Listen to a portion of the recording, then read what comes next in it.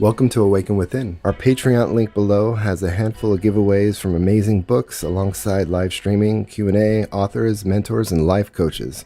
We are continually growing our community. Feel free to share ideas you'd like to see. Subscribe to bookmark us or click on the notification bell. Welcome to Awaken Within. I'm your host, Skylar Shelton. Our in-studio guest is Rachel Kirkland, known online for her spiritual practice as the Modern Shaman. Awaken Within. When it comes to session work, can it be dangerous? Have you ever found it to be sort of are there things that can just go wrong? How do you feel? Is it all feeling based? I'd love to hear kind of just some general ideas about what are you looking out for when it comes to session work? What are those boundaries like? Wow, you asked a lot of different questions that I could answer in a lot of different ways. Feel free. Which one? Which I feel like I'm going down one tunnel or the other. Session work looks very different based on the person that shows up for the session. That's the way that I do mine. And I can't say that, again, that is the norm at all. But essentially, there's an intake process when someone sits down with me. When I say, why are you here? What are you here for? What called you? Because I have a lot of different offerings that I can do with my gifts and the way that I connect. And some people come, within the psychic realm. At one point, I was named the best female medium in the world. And so that highlighted in the paranormal community. So I get a lot of people that come for just straight mediumship and just want to connect with a loved one, or they want to do mediumship channeling from an angel.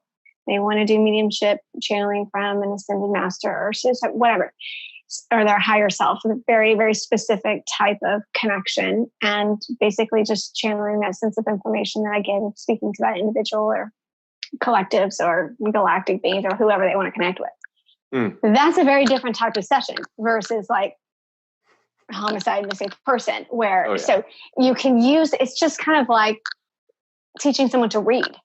You know what I mean? It's like, okay, what do you want to do with your reading skills? So the sessions can look very different. And the way that I feel like I best serve humanity in my experience, when I had to kind of come up with how do you market this, or how do you platform this, or what do you do with, it's just to me, it feels like reading. It's like, okay, well, I could do a million things with it. And I've kind of done them all, to be honest with you. So the way that I feel like I best serve people is by asking them first, why did you come to me? What do you want to walk away with?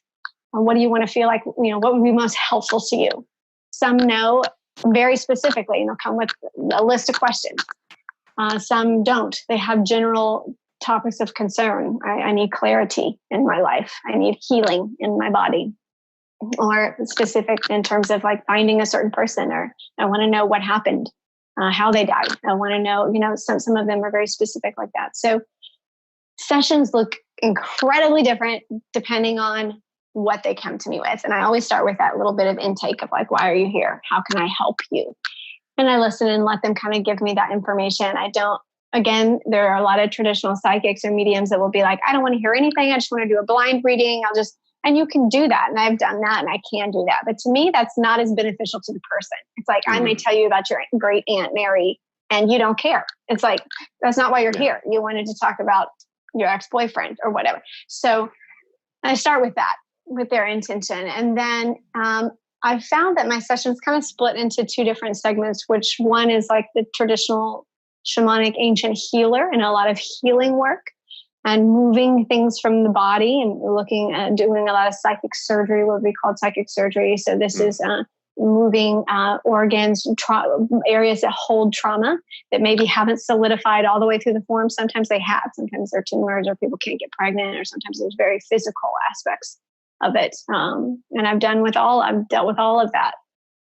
And then the other kind of channel of a type of session is more seership. And that is usually utilizing my gifts for remote viewing, or a lot of times, if it's not just missing person work and things like that, remote viewing can be used in a million different ways. If people are just in a relationship and they're like, I don't know what he's thinking, he's not communicating. And I'm like, well, let's just go into his body and let me tell you what he's thinking. When I think of you, let me tell you where I feel it. Let me tell you what my thoughts are. Or let's go back and remote view a particular fight that y'all had. Let me give conversation to what was really going on in his head. So something as simple as that is just like give people clarity of like, wow, I didn't know. He said that a million times. That's what I hear all the time. Oh, he's told me that a million times. I'm like, well, then you're not listening, because that's exactly what he's thinking. And he's telling you that. You're just not believing it, or, whatever. Subscribe to win this book alongside a handful of amazing giveaways, live streaming Q&A from authors, mentors, and life coaches. Awaken Within.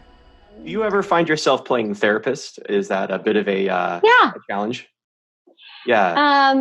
If that's what someone comes for, in terms of if they're in an intention. And my prayer before every kind of session is just that Spirit speak through me, use whatever feels like is relevant for that person, whatever's best for that person in that moment. I don't care what it says, on the door that I'm supposed to do in that session. If Spirit has something else that trumps that and is more important and more effective, then I always want to be in a space of openness for that. So sometimes it is. And when I'm doing that, if there's a sense of, I still don't do it from my Rachel perspective, or I'll say, hey, this is just me speaking, versus this is me going into your body and speaking to Spirit through you. A lot of times that sense of connection, if I am what I call energy melding. So it's similar to an empath, but it's a little bit more integrative with remote viewing and empathic connection. And so you move your spirit into the form of another. And then from there, you connect up to their higher guidance, to their ancestors or there. So it's kind of like having their psychic gifts through them. You just have interaction in a more intimate way, versus traditional psychic gifts. It's kind of like you're standing on the outside and I'm on the phone and I'm talking. And it's like this, and I'm telling you what I'm receiving, but it's almost like from a frequency or some sort of satellite that I'm picking up the information from the cosmic web and I'm sharing. I can do that too. But to me, that's much less impactful, because I'm not experiencing it with you. I'm not telling you how they're speaking to you. And so a lot of times if I'm saying, hey, I can hear them, they're talking to you, you're clairaudient. They're coming straight through in your internal head. And like, yeah, I hear voices all the time, but I just thought it was my own, I'm like, well, they don't sound like your voice. Listen to them. And they're like, you're right. It's like a father figure. It sounds like a dad. It sounds masculine. I'm like, yeah, you just never listened your whole life, to the point that a little bit of character analysis could do you good. It's like, we don't stop and we don't listen. So anyways, all of that to say, if I am playing like therapist or that comes in, I try to give a little bit of information and say, I'm not reading you right now. I'm not in your body. I'm just sharing from my sense of person to person, whatever is relevant. If you like videos like this, consider supporting us on Patreon, where you get insider access to talks about traditional forms of prayer, modern-day self-proclaimed prophets like Joseph Smith, Theosophy, and liberal Catholicism, just to name a few.